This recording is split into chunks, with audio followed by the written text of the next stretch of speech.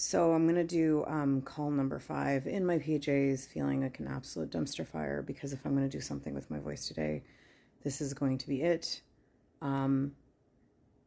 We are now on call 5 of the 94 calls to action by the Truth and Reconciliation Committee. And this call is still in section of legacy and subsection child welfare.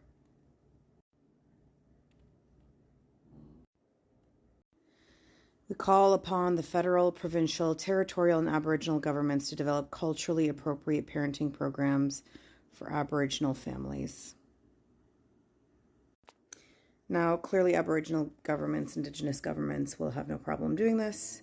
I have no desire to believe that the government has done any of this, because without putting in more Indigenous people into government and into the departments designing these things, then it will always be done with a colonial lens and an unmelanated supremacist lens.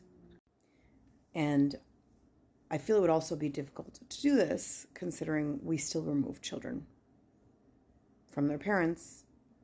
I've heard of many cases of women fighting over decades, mothers fighting over decades to get their children back. And this is still ongoing, so it's still an issue.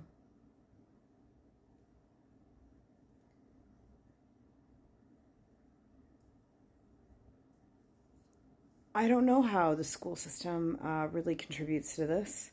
I would imagine that what I'm seeing here in New Brunswick is basically they have someone from the Indigenous community, a leader, who comes in, and all the Indigenous children get to join this leader and participate in things that are culturally impactful for them and important to them.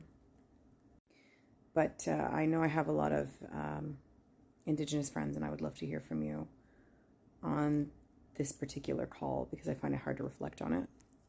And then I will do some research on it, and maybe I can answer in the comments with another video talking more on this point. And if anybody knows anything that they can enlighten me, I would really appreciate it. But in my opinion, unless we give leadership authority to more Indigenous people, even within the so-called Canada government, that's the only way to achieve that. So let me know what your thoughts are. Think about these calls. Let's talk about them. Let's learn them. As a settler here, I take responsibility to decolonize the lies that brought my ancestors here. And I understand that although I am displaced, I have equally impacted negatively the Indigenous people of this land, as any settler colonial relationship would impact negatively Indigenous people of a land. And so I'm going to be doing actively my part in decolonizing. And I understand that Indigenous people are not a monolith, that different people have different opinions.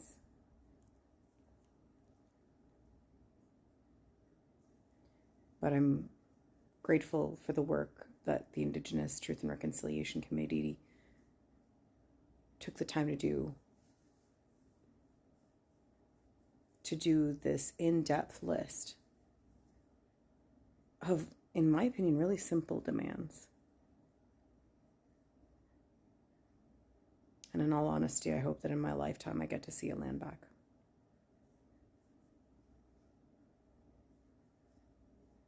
I support the leadership of Indigenous people.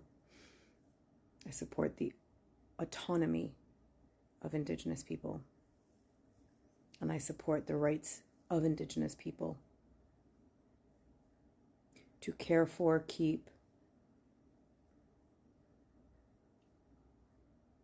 and watch over this land, as well as to govern the people that are on it, since they are the rightful keepers. Have a day.